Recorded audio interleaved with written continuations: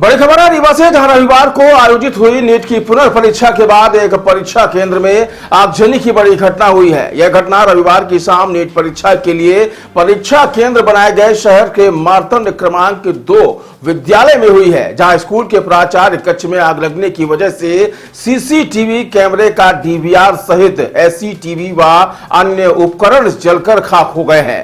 क्या बोरवेल करवाना चाहते हैं और ढूंढ रहे हैं असली न्यूट्रॉन 40 केजी बोरवेल पाइप? तो पाइप पर न्यूट्रॉन का लोगो और 10 साल की गारंटी लिखा हुआ देखकर ही खरीदें। नकली और कमजोर पाइप्स जल्दी टूटते हैं और खराब हो जाते हैं, इसलिए अब चुनिए neutron 40 KG heavy duty borewell pipes, जो हर गहराई और दबाव में रहे मजबूत।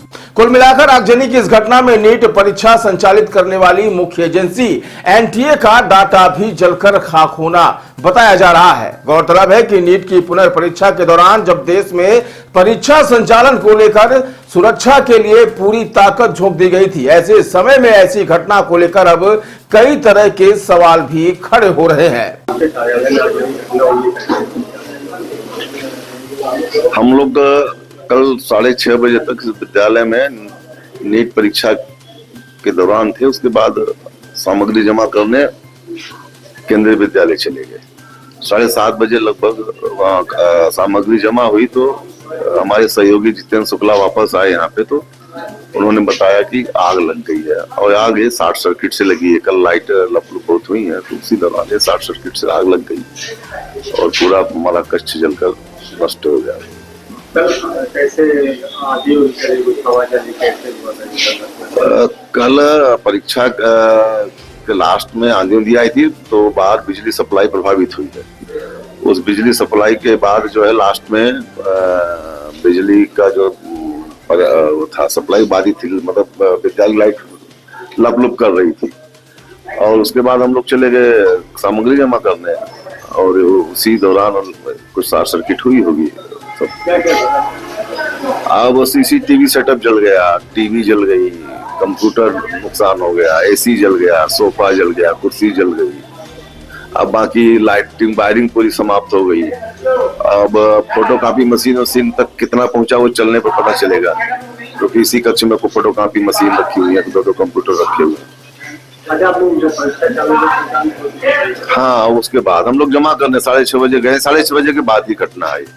6:30 बजे वहाँ चला गए थे, वहाँ केवी नंबर 1 में गए थे तो पता कैसे वहाँ से सामग्री जमा करके हमारे जो साथ में थे चपरासी और क्या कहते हैं टीचर लोग, उनके यहाँ गाड़ी उड़ी खड़ी थी, वापस आए तो यहाँ धुआं निकल रहा था। सब कुछ जल गया। क्या आप बुझाने की कोशिश नहीं की?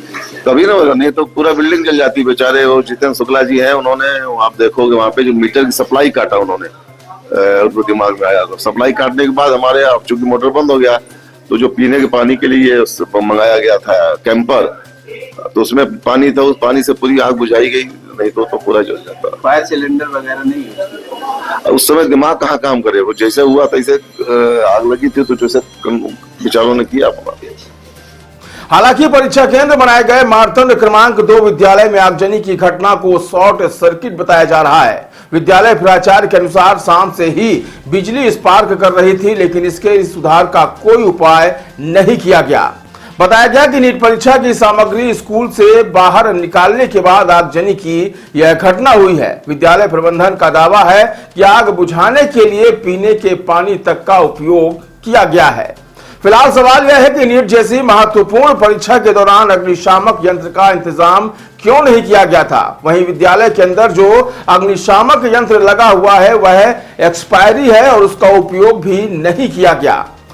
बताया गया कि मात्र प्राचार्य कार्यालय में आगजनी की घटना हुई है, जहां कैमरे का डीवीआर लगा हुआ था। हालांकि विद्यालय प्राचार्य का कहना है कि परीक्षा के दौरान अलग से वीडियोग्राफी भी कराई गई है, लेकिन वह वीडियोग्राफी परीक्षा कक्ष के अंदर लगे सीसीटीवी कैमरे से अलग होती है, क्योंकि सीसीटीवी कैमरा एक एक पल की निगरानी करता है।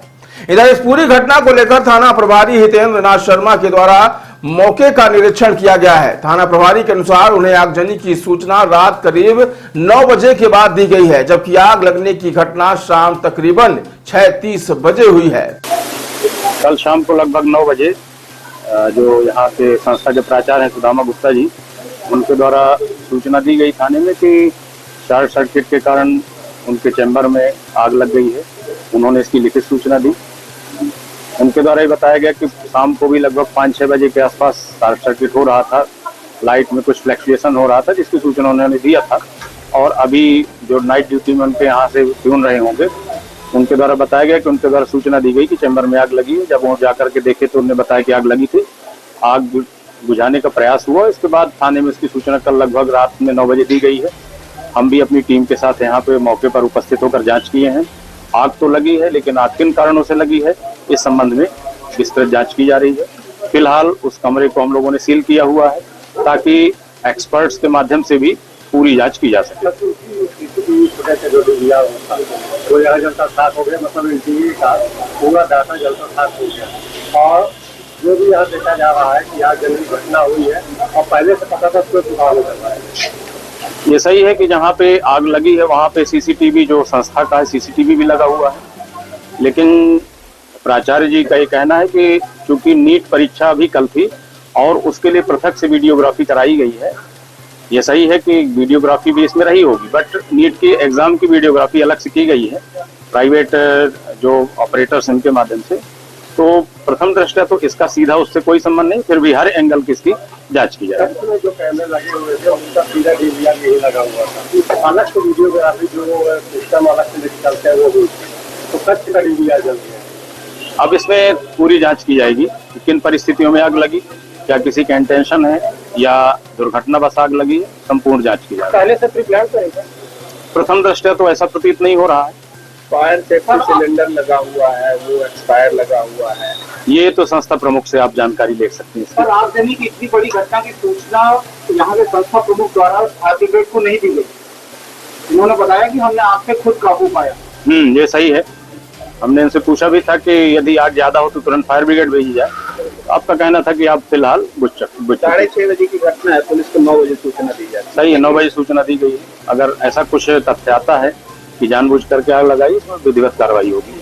फिलहाल अब एक सवाल यह भी उठता है कि आगजनी की घटना के दौरान कक्ष के अंदर रखा सारा सामान जलकर खाक हो गया, लेकिन इस बीच पुलिस कंट्रोल रूम और फायर ब्रिगेड को सूचना क्यों नहीं दी गई। बहरहाल अब मामला जो भी हो, मौके पर पहुंची पुलिस ने प्राचार्य कक्ष को सील कर दिया है और आगे मामले की जांच करने की बात कही जा रही है।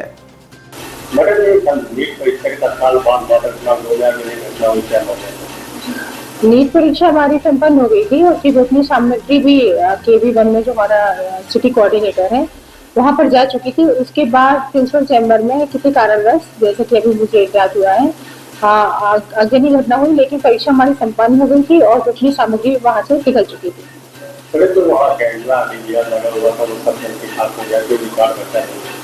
तो क्या आगजनी का क्या कारण बताया आपको? अभी कारण मुझे ज्ञात नहीं है, इसकी रिपोर्ट मैं ले लूंगी, लेकिन हमारे एग्जाम पर इस पे कोई प्रभाव नहीं पड़ा है। हमारी सामग्री गोपनीय सामग्री यहाँ से कलेक्ट होकर हमारे सिटी कोऑर्डिनेट में आ चुकी है। वहाँ जो फायर सिलेंडर लगा हुआ है वो एक्सपायरी लगा हुआ है, उसका इस्तेमाल नहीं किया गया। पानी का कोई इंतजाम नहीं था, पीने का पानी का उससे आप गुजारा किया। ये मैं सेंट्रल सिटी का जो रिपोर्ट लूंगी उसके बाद ही मैं आपको बता पाऊंगी।